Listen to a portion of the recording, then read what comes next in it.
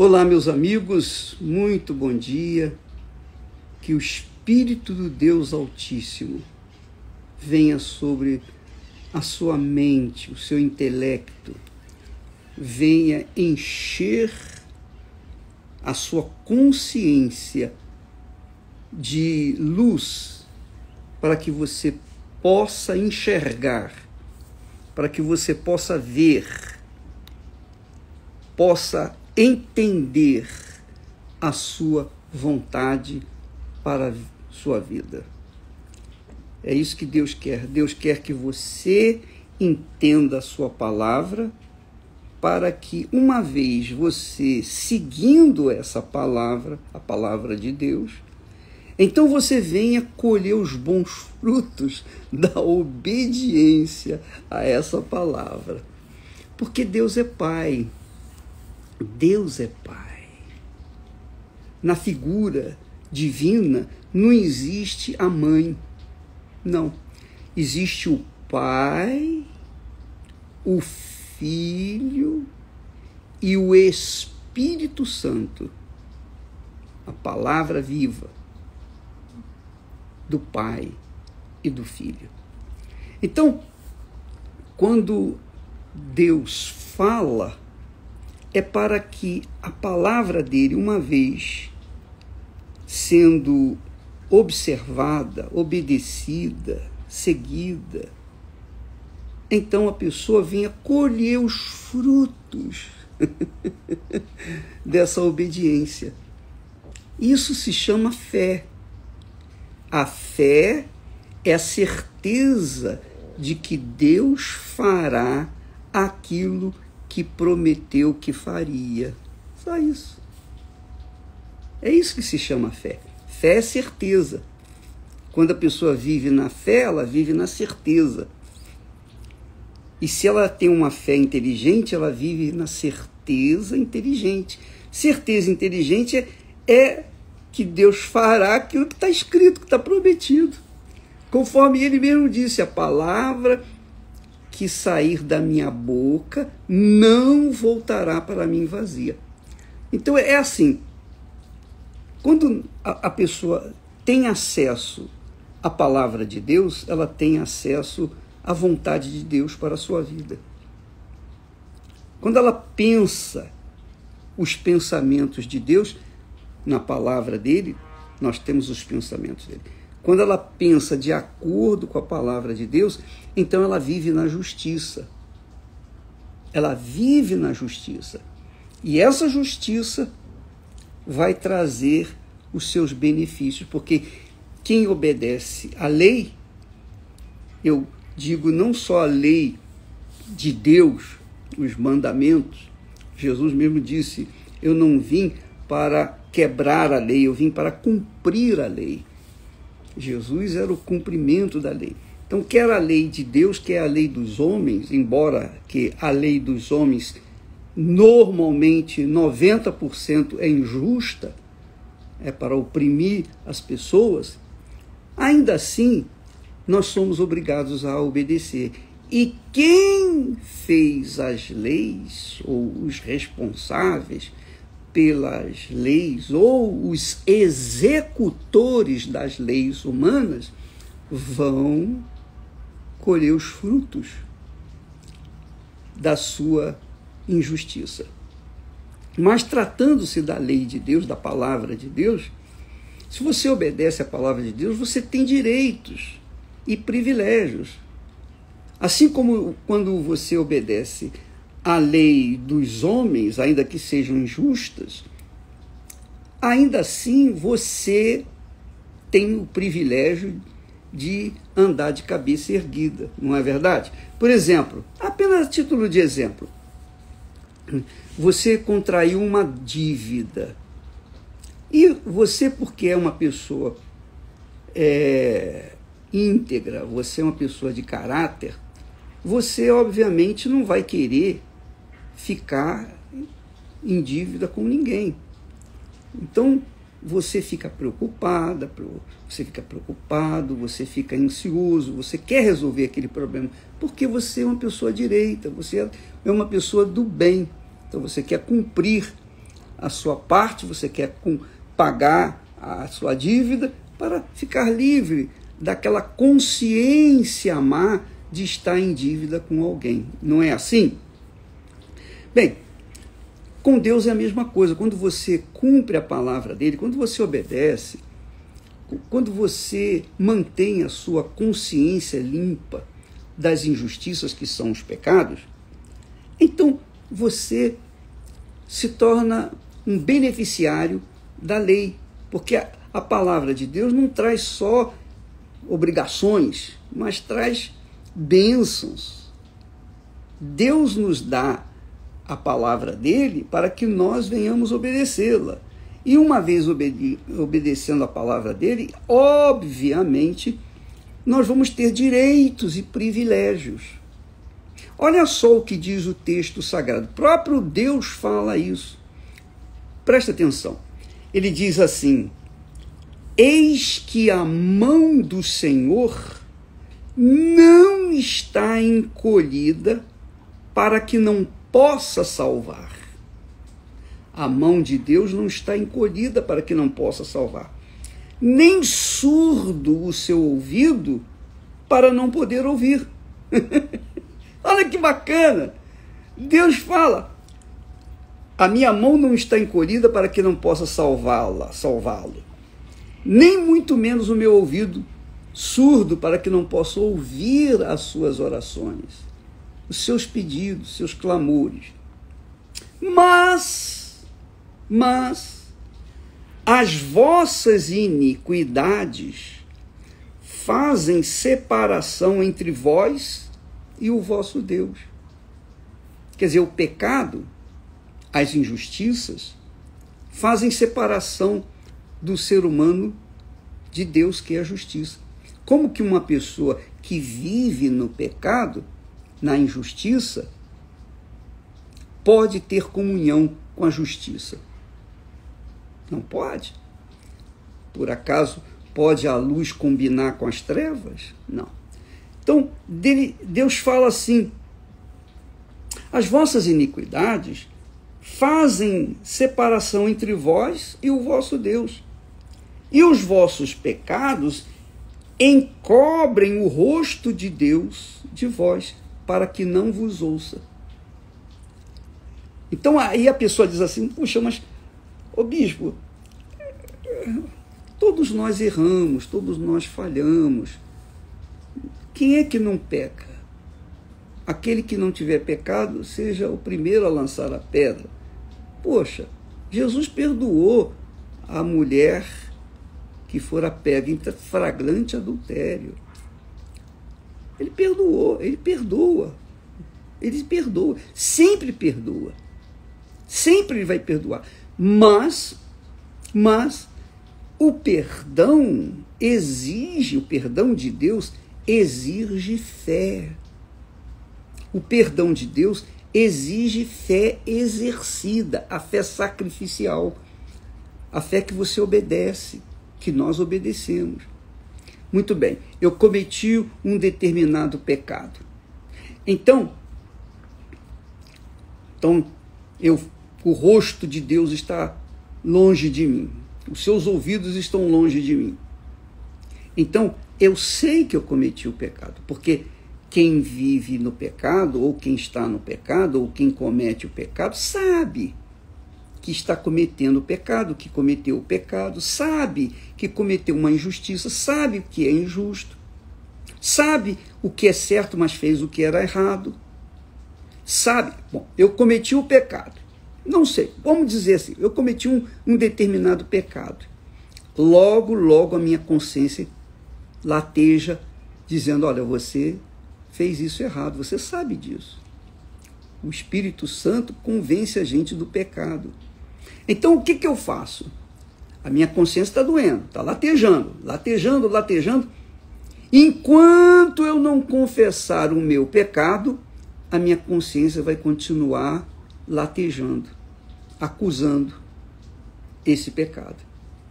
Então, quando eu uso a fé nas promessas de Deus, na palavra de Deus, porque a palavra de Deus diz assim: se confessares os vossos pecados, Ele é fiel, justo, para vos perdoar. Então, nós, uma vez conscientes do nosso pecado, dobramos os nossos joelhos, curvamos a nossa cabeça. Meu Deus, eu pequei contra ti, eu pequei contra o fulano, contra a fulana. Sabe, eu tinha uma mágoa do fulano, da fulana. Olha, meu Senhor, eu fiquei irado, eu fiquei aborrecido, e eu falei o que não deveria ter falado, eu fiz o que eu não deveria ter feito, e eu peço que o Senhor tenha misericórdia de mim, me perdoe. E eu, inclusive, eu perdoo essa pessoa que me fez mal. Eu oro até para que ela venha também ser perdoada, venha também ser abençoada. Eu oro para que ela venha ser feliz. Mas eu peço que o Senhor me perdoe. Perdoa os meus pecados, Senhor, como eu perdoo as pessoas que me ofenderam. Eu estou exercendo a fé na palavra de Jesus. Porque se perdoardes os vossos ofensores, também vosso Pai Celestial vos perdoará. Porém, se não vos perdoar os vossos ofensores, tampouco vosso Pai vos perdoará. Então, quando eu perdoo a pessoa que me fez mal, e até oro por ela, eu oro para que qualquer ressentimento, por menor que seja, saia de dentro de mim em relação a ela, então, o que acontece? Eu também tenho certeza que eu fui perdoado. É assim que funciona.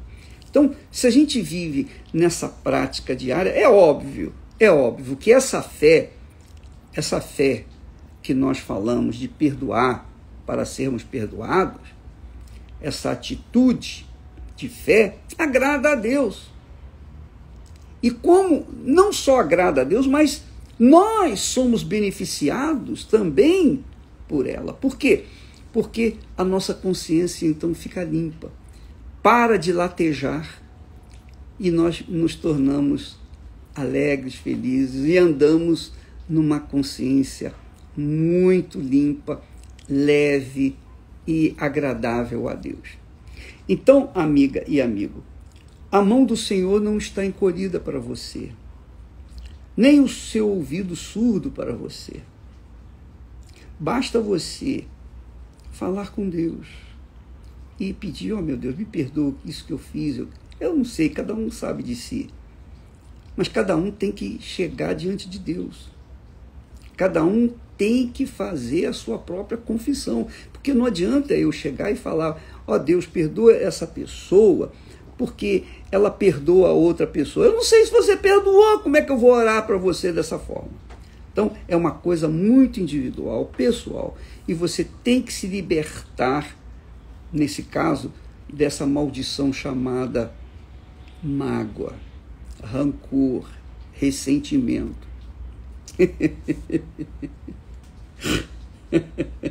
Olha, eu estou rindo aqui porque Deus, ele fala sobre a ira dele, né? Ele fala da ira. Ele fala que ele ficou irado com o povo dele. Nós vamos ver isso provavelmente amanhã. Mas, por um momento só, a ira dele prevaleceu. Mas depois ele perdoou. Então Deus entende a nossa ira naquele momento de discussão, naquele momento acalorado. Ele entende a gente, ele sabe que nós somos seres humanos, somos barro, e sabe das nossas deficiências, fraquezas.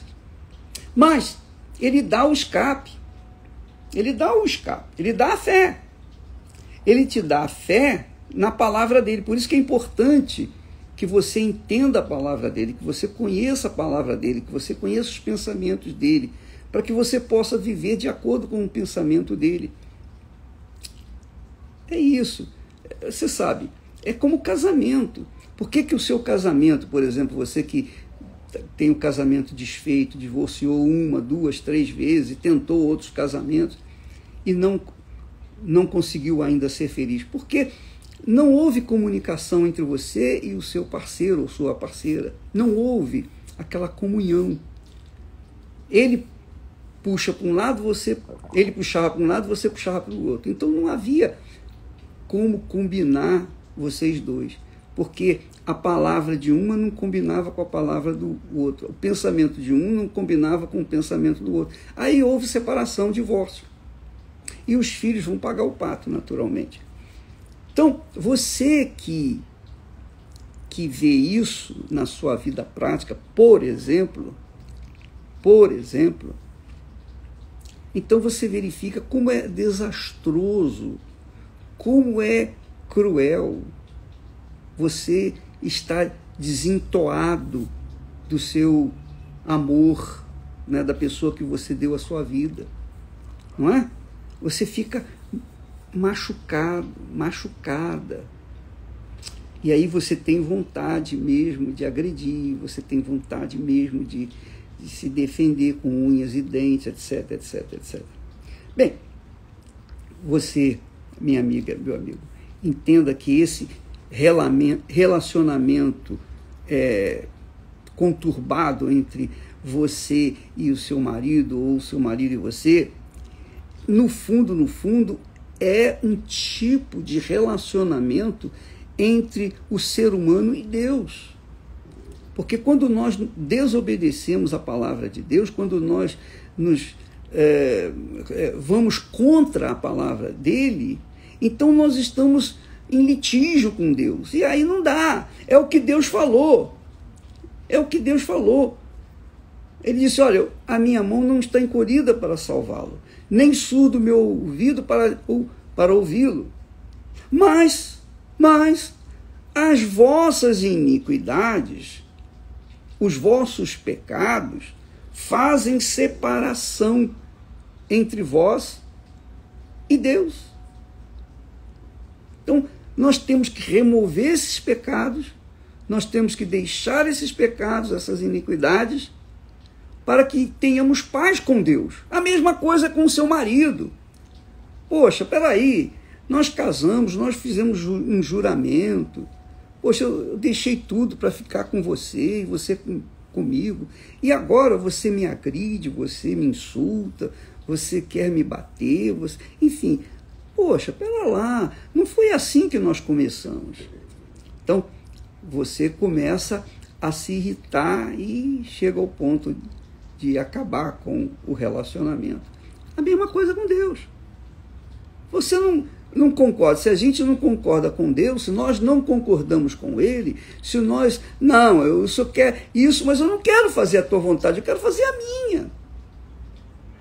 Eu quero seguir os meus desejos, eu estou perseguindo os meus sonhos, eu não quero o Senhor comigo, eu não quero fazer a tua vontade, eu quero fazer a minha. Que casamento há entre essa pessoa e Deus? Que combinação há entre essa pessoa e Deus? Não há.